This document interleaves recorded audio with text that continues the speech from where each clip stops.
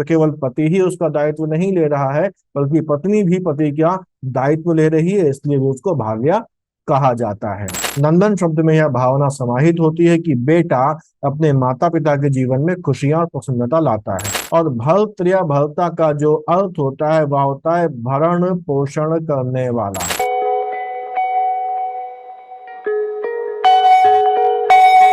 नमस्कार, एक नए दिन में एक नए वीडियो में आपका स्वागत है। समीक्षा अधिकारी की हिंदी की सीरीज को हम लोग आज आगे बढ़ाएंगे और पर्यायवाची का नवा वीडियो कवर करेंगे। समीक्षा अधिकारी की हिंदी की पर्यायवाची में हम लोग 150 श्योर शॉर्ट शब्दों को देख रहे हैं, और मैंने आपसे बोला था कि एग्जाम में पर्यायवाची के जो सवाल आएंगे उनमें से 95 to 99% आपके इन्हीं 150 शब्दों में से कवर हो जाएंगे।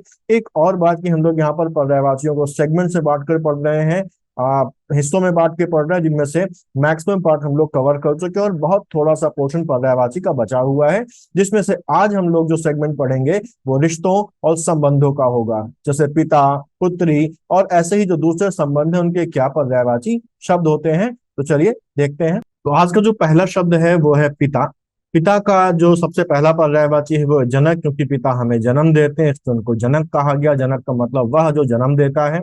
साथ ही साथ अगला जो पर्यायवाची शब्द है वो है तात।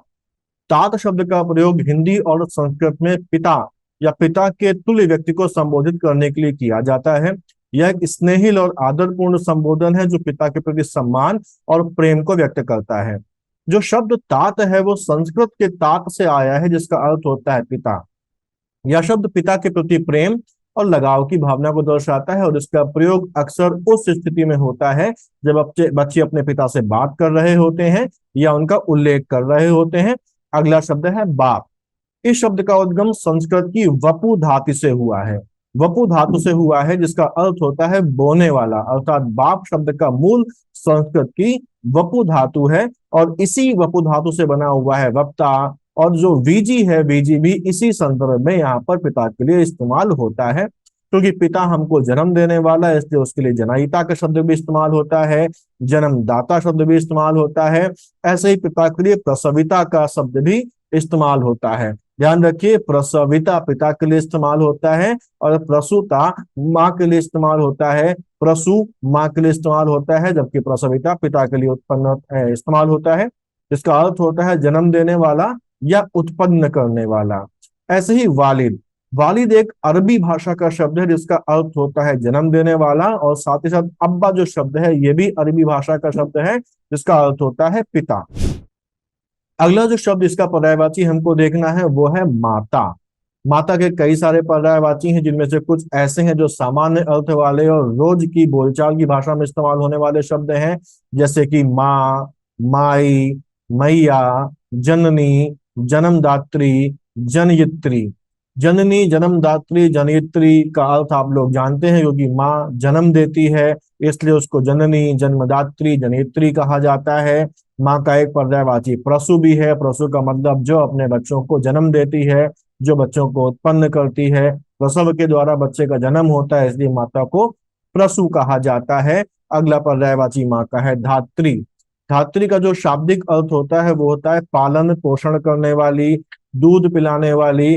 धात्री शब्द का इस्तेमाल जन्म देने वाली माँ के लिए भी होता है, और कभी कभी इसका जो इस्तेमाल है वो पालन पोषण करने वाली माता के लिए भी होता है। ऐसे ही जो धात्री शब्द है इसका इस्तेमाल माँ के अलावा गाय के लिए भी होता है, गंगा के लिए भी होता है, और पृथ्वी के लिए भी होता है, क्योंकि गाय, गंगा, पृथ्वी इनको भी भारतीय संस्कृति में माता का दर्जा दिया गया है, इसलिए गाय, गंगा और पृथ्वी को भी धात्री कहा जाता है। लेकिन एक फल है जिसको आंवला बोला जाता है, उस आंवला का पर्यायवाची भी धात्री होता है, और माँ दुर्गा का पर्यायवाची भी धात्री होता है। उनके अनेक नामों में से धात्री भी उनका एक नाम है। ऐसे ही अगला जो पर्यायवाची इसका है बहुत ही कॉमन, अम्बा, अंबिका, अम्मा, महतारी, मातु, मात्र और धरती, क्योंकि धरती को भी माता बोलते हैं, वो हमको धारण करती है, इसलिए धरती भी माता का एक पर्यायवाची कहा जा सकता है। अगला जो शब्द है हमारे पास वो है पत्नी। पत्नी जो है वो पति की विवाहिता स्त्री होती है, जो जीवन के हर कदम पर उसका साथ देती है, सुख दुख और जो भी उसके कर्म है उन सभी में उसका वो साथ देती है। पत्नी का जो पहला पर्यायवाची है वो है भार्या। भार्या शब्द संस्कृत से आया है और हिंदी में इसका प्रयोग पत्नी या विवाहिता स्त्री के लिए किया जाता है। इसका जो शाब्दिक अर्थ है, अब वो हम कह सकते हैं कि इसका शाब्दिक अर्थ होता है कि वह जिसका भार या जिसका दायित्व स्वीकार किया गया है उसे भार्या कहा जाता है। यहाँ भार से आश्रय पति द्वारा पत्नी के लिए या पत्नी के प्रति लिए गए दायित्वों और जिम्मेदारियों से है। भारतीय संस्कृति में विवाह को एक पवित्र और आजीवन संबंध माना जाता है। भार्या शब्द इस पवित्र संबंध को व्यक्त करता है जहां पत्नी का स्थान पति के जीवन में अत्यंत महत्वपूर्ण और सम्मानजनक होता है। सामाजिक और धार्मिक परंपराओं में भार्या का स्थान गृहस्थ जीवन के केंद्र में होता है। वह घर की देखभाल, परिवार की एकता और सामाजिक रीति रिवाजों के निर्वहन में महत्वपूर्ण भूमिका निभाती है। पति के साथ मिलकर वह इन सब दायित्वों का भार अपने ऊपर लेती है, इसलिए भी उसे भार्या कहा जाता है, क्योंकि वो इन सभी सामाजिक, पारिवारिक रीति रिवाजों से संबंधित, घर की देखभाल से संबंधित, बच्चों के पालन पोषण संबंधित भार पति के साथ मिलकर उठाती है। तो केवल पति ही उसका दायित्व नहीं ले रहा है, बल्कि पत्नी भी पति का दायित्व ले रही है, इसलिए भी उसको भार्या कहा जाता है। अगला पर्यायवाची शब्द है दारा। दारा शब्द का प्रयोग पारिवारिक जीवन में पत्नी की भूमिका को दर्शाने के लिए होता है।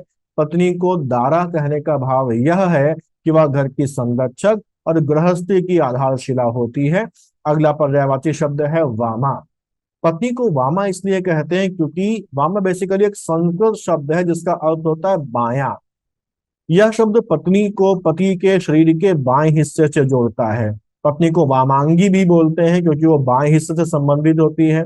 हिंदू धर्म में माना जाता है कि ब्रह्मा जी के दाएं कंधे से पुरुष और बाएं कंधे से स्त्री की उत्पत्ति हुई है, इसलिए कुछ लोगों का मानना है कि पत्नी को वामा इसीलिए कहा जाता है। इसके अलावा यह भी माना जाता है कि वह पति के शरीर का एक हिस्सा है। वामा शब्द का प्रयोग पत्नी को पति के पूरक के रूप में दर्शाने के लिए होता है। यह शब्द पुरुष और स्त्री के बीच पूरकता के सिद्धांत को प्रतिबिंबित करता है, जिसमें पत्नी को पति की शक्ति और ज्ञान का सहयोगी माना जाता है। यह शब्द युगल के बीच यानी कि कपल के बीच संतुलन और सामंजस्य का भी प्रतीक है। वामा यानी बाईं ओर का होना यह दर्शाता है कि पत्नी पति के जीवन में एक महत्वपूर्ण और संतुलित भूमिका निभाती है, इसीलिए उसको वामांगी भी कहा जाता है। क्योंकि पुरुष के शरीर का बायां हिस्सा उसकी पत्नी है, यानी कि आधा अंग पत्नी है, इसीलिए उसको अर्धांगिनी भी कहा जाता है। अगला जो शब्द है पर्यायवाची वो है वल्लभा। इसको वल्लभा भी बोलते हैं और वल्लभा भी बोलते हैं। वाह और बा दोनों का ही प्रयोग होता है, अलग अलग जगहों पर अलग अलग तरीके से उसको लिखा मिलता है, लेकिन दोनों ही शुद्ध माने जाते हैं। वल्लभ का अर्थ होता है प्रिय, यानी कि वल्लभा जो बना है वो बना है वल्लभ से, और वल्लभ का अर्थ होता है प्रिय। और वल्लभा इसी वल्लभ का स्त्रीलिंग रूप है। वल्लभा शब्द में क्योंकि प्रिय से हो गया प्रिया, तो वल्लभा शब्द में अनुराग, स्नेह और गहरी भावनात्मक लगाव का भाव समाहित है। इस शब्द का प्रयोग पत्नी को उसके पति के लिए अत्यंत प्रिय और महत्वपूर्ण होने का नाता दर्शाता है। यह सिर्फ पारिवारिक या सामाजिक भूमिका से अधिक एक भावनात्मक और आत्मीय संबंध का प्रतीक होता है। अगला पर्यायवाची प्रिया है। साथ ही साथ प्राण प्रिया और सहगामिनी भी पत्नी का एक पर्यायवाची है। सहगामिनी एक संस्कृत शब्द है जिसका प्रयोग पत्नी के लिए किया जाता है। इस शब्द का शाब्दिक अर्थ होता है साथ चलने वाली। ये दो शब्दों से मिलकर बना है सह धन गामिनी।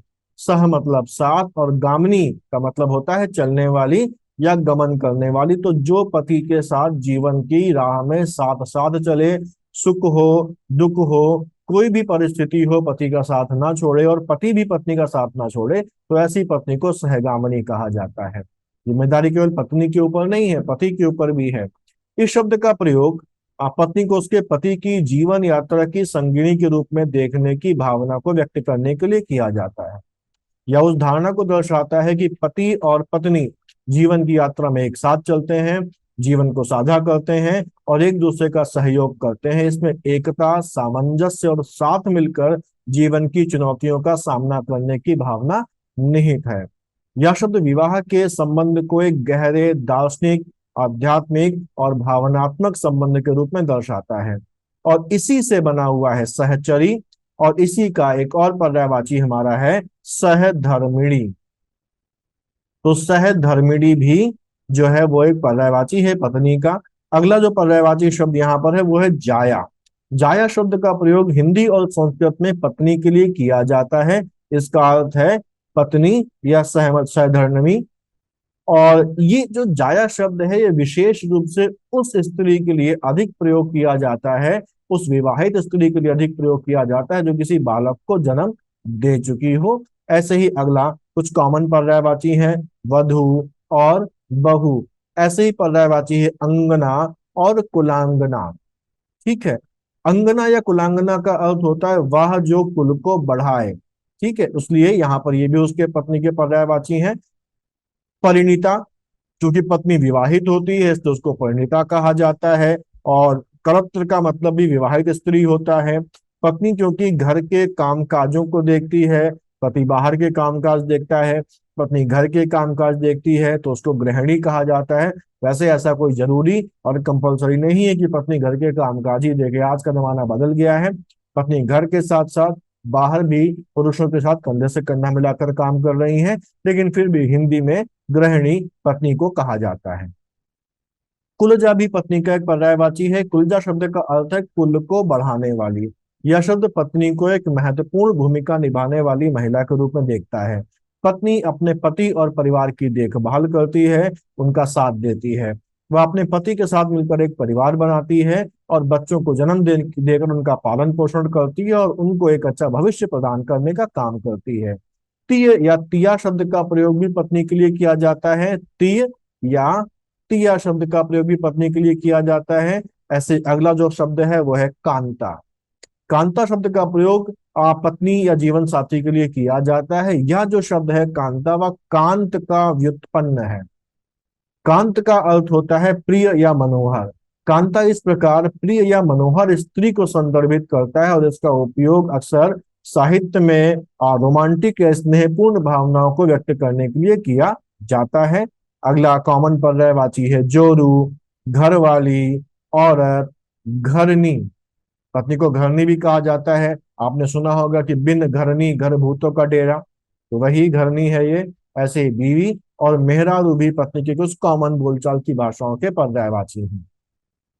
अगला जो शब्द है हमारा वो है पति।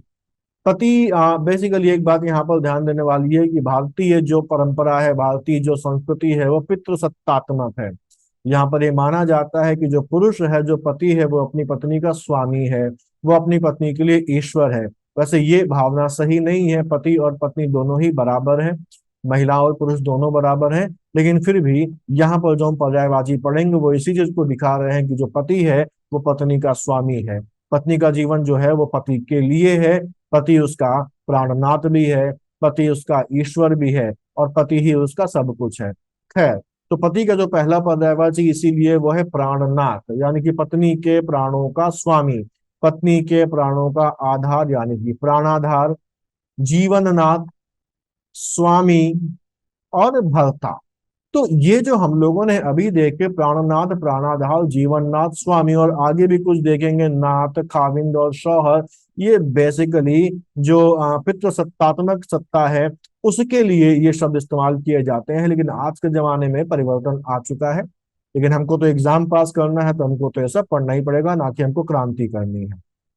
भरता जो शब्द है या जो भरतार शब्द है ये बेसिकली संस्कृत के भर्त या भर्ता शब्द से निकला है, इसका व्युत्पन्न है। और भर्त या भर्ता का जो अर्थ होता है वह होता है भरण पोषण करने वाला। कौन होता है? भरण पोषण करने वाला, पालन करता या रक्षक। भरतार इस प्रकार उस व्यक्ति को संदर्भित करता है जो परिवार का भरण पोषण करता है और परिवार की रक्षा करता है। भारतीय समाज में पति की भूमिका अक्सर घर के मुखिया के रूप में देखी जाती है, जिसकी जिम्मेदारी परिवार के सदस्यों की आर्थिक और भावनात्मक जरूरतों को पूरा करने की होती है। इसलिए भरतार शब्द पति के इस कार्य और जिम्मेदारी को दर्शाता है। क्योंकि पत्नी के लिए पति को ईश्वर माना जाता है इसलिए उसे ईश कहा जाता है, उसे आर्यपुत्र कहा जाता है, आर्य कहा जाता है। वल्लभ इसलिए कहा जाता है क्योंकि वल्लभ का अर्थ होता है प्रिय।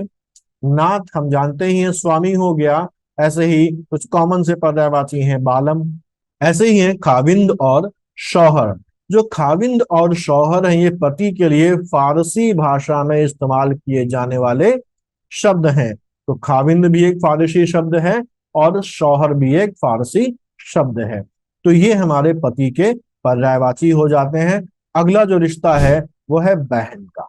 बहन, बहन बेसिकली यहाँ पर जो पहला शब्द है वो है भगिनी। बहन को भगिनी इसलिए कहते हैं क्योंकि इसका अर्थ होता है जो साथी है या जो समान है। ये जो शब्द है ये बहन को एक ऐसे व्यक्ति के रूप में देखता है जो भाई के साथ समान है और उसके साथ एक विशेष बंधन साझा करती है। ऐसे ही अगला जो बहन का पर्यायवाची है वह है स्वसा। बहन को स्वसा इसलिए कहते हैं क्योंकि इसका अर्थ होता है स्वयं के समान, स्वयं सा। ठीक है, यह शब्द बहन को एक ऐसे व्यक्ति के रूप में देखता है जो भाई के लिए सबसे करीबी होती है। समझने के लिए ये एग्जाम्पल बेटर है।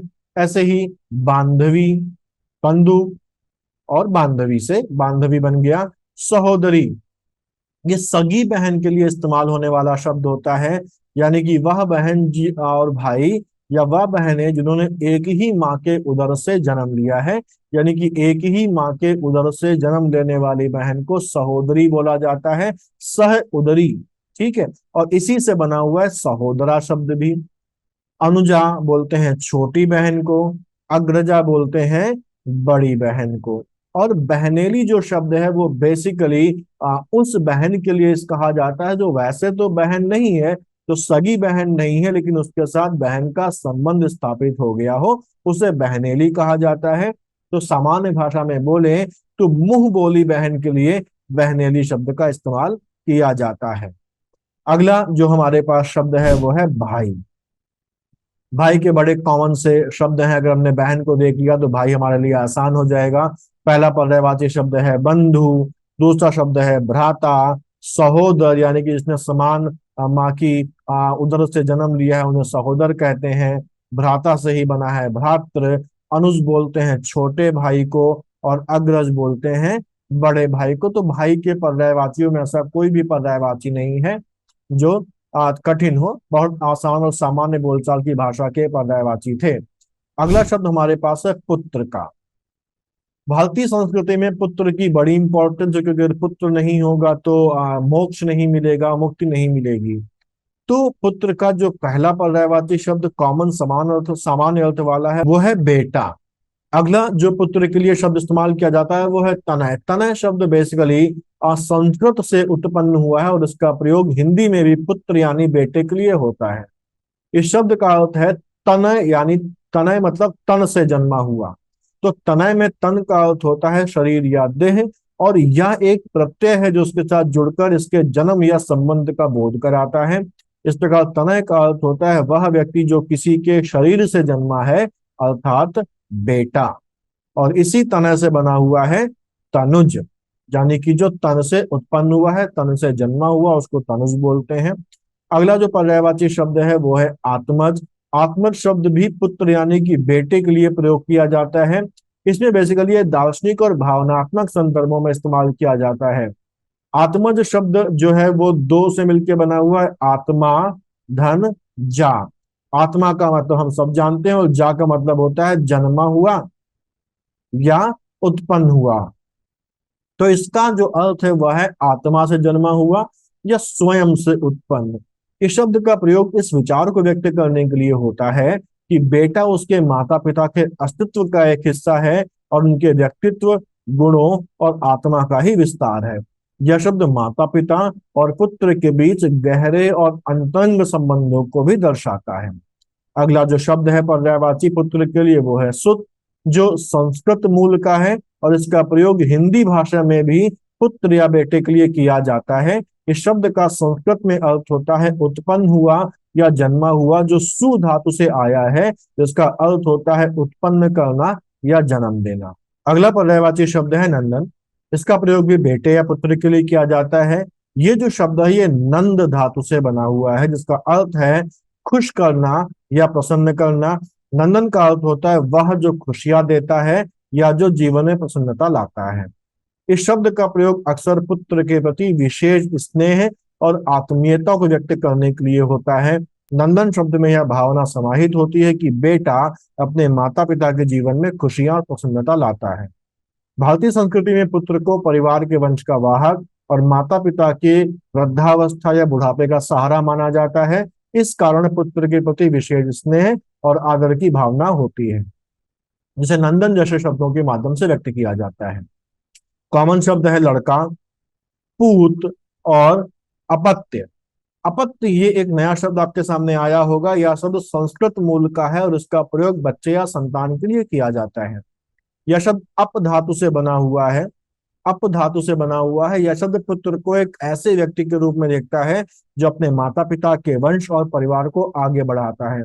हालांकि अपत्य शब्द का प्रयोग पुत्र के लिए विशेष रूप से हो सकता है, लेकिन ये जो शब्द है लिंग निरपेक्ष है और इसका उपयोग पुत्री या बेटी के लिए समान रूप से किया जा सकता है। यानी कि अपत्य हम पुत्र के लिए भी इस्तेमाल कर सकते हैं और पुत्री के लिए भी इस्तेमाल कर सकते हैं। तो ये हमारे जो पर्यायवाची थे वो पुत्र के लिए थे। अब अगला जो शब्द हमारे पास है वो है पुत्री। पुत्र और पुत्री के पर्यायवाची में ज्यादा अंतर नहीं। जैसे उसको बेटा बोलते हैं, इसको बेटी बोलते हैं। पुत्र को तनय बोलते हैं, इसको तनया बोलते हैं। पुत्र को आत्मज बोलते हैं, इसलिए इसको आत्मजा बोलते हैं। ऐसे सुता, और अपत्य से बना हुआ है अपत्या, नंदन से बना हुआ है नंदिनी। ऐसे ही तनुज से बन गया तनुजा और अंगजा। ऐसे ही कुछ अन्य पर्यायवाची हैं जो बहुत कॉमन से हैं, जैसे कन्या बोला जाता है, दुहिता बोला जाता है, धी बोला जाता है और पुत्रिका बोला जाता है। तो ये कुछ कॉमन से सामान्य भाषा के बोलचाल की भाषा के पर्यायवाची शब्द हैं जो पुत्री के लिए इस्तेमाल किए जाते हैं। अगला जो पर्यायवाची शब्द है हमारे पास वो है मित्र। मित्र के भी बहुत कॉमन से शब्द हैं। जैसे मित्र का मतलब सुहृद, जो आपके लिए अच्छी भावना रखता हो वो सुहृद हो गया। दोस्त हो गया, सखा हो गया, सहचर हो गया, सपक्ष हो गया, मीत, हमदम और साथी। ये सामान्य से पर्यायवाची मित्र के हैं। अगला है शत्रु, जो आपका मित्र ना हो, आपका शत्रु हो, आपका विरोधी हो, उसको शत्रु कहा जाता है। पहला पर्यायवाची रिपु है, आपसे बैर रखता है इसलिए बैरी है। आपके पक्ष में है तो मित्र हो गया, सपक्ष वहां पर इस्तेमाल होगा। शत्रु आपके पक्ष में नहीं इसलिए विपक्षी कहा जाएगा। अरिरी शत्रु का एक पर्यायवाची है। जब आपका मित्र ना हो यानी कि अमित्र हो वो आपका शत्रु है। ऐसे ही दुश्मन और विपक्षी की तरह ही प्रतिपक्षी यानी कि जो दूसरे पक्ष में हो वो आपका शत्रु है। ये कुछ पर्यायवाची हैं शत्रु के। शत्रु के बाद जो अंतिम शब्द हमारे सामने है वो अतिथि। अतिथि जिसके आने की तिथि ना हो, जो कभी भी आ जाए, उसको क्या बोला जाता है? अतिथि बोला जाता है। और हमारे देश में अतिथि को भगवान माना जाता है। तो यहाँ पर कुछ पर्यायवाची है, जैसे अभ्यागत उसका एक पर्यायवाची है, मेहमान उसका एक पर्यायवाची है, पाहुन बोला जाता है, ग्रहागत बोला जाता है, जो ग्रह में आगत हुआ हो, घर आया हो उसको ग्रहागत, और आगंतुक ये भी अतिथि का एक पर्यायवाची है। तो ये हमारे पास आज के वो सारे पर्यायवाची हैं जो रिश्तों और संबंधों से संबंधित हैं। तो मुझे उम्मीद है कि आपको ये वीडियो उपयोगी लगा होगा और ये जो वीडियो है ये आपको तैयारी में कुछ ना कुछ मदद जरूर पहुंचा रहे होंगे। अगर आपको मदद मिल रही तो मुझे प्लीज बताएं, इससे मेरा भी मोटिवेशन बनता है। वीडियोस अब रेगुलर रहेंगे। इन वीडियोस को अपने दोस्तों के साथ भी शेयर करिए। तो पर्यायवाची के खत्म होने के बाद अगर आप इसके एग्जाम में आए हुए क्वेश्चन की प्रैक्टिस भी करना चाहते हो तो मुझे जरूर बताइए। इसकी प्रैक्टिस हम लोग वैसे ही करेंगे जैसे हम लोग पिछले वीडियोस में विशेष विशेषण की कर चुके हैं, और साथ ही साथ वाक्य शुद्धि की हम लोग प्रैक्टिस कर चुके हैं। मुझे जरूर कमेंट में बताइएगा। टेलीग्राम चैनल का जो लिंक है वो मैंने डिस्क्रिप्शन में डाल रखा है। बीच बीच में आपको वीडियोज में भी उसका लिंक मिल जाएगा। तो मिलते हैं अगले वीडियो में, तब तक के लिए पढ़ते रहिए और रोज कुछ ना कुछ आगे बढ़ते रहिए और अपने कंप्यूटर से आगे निकलते रहिए।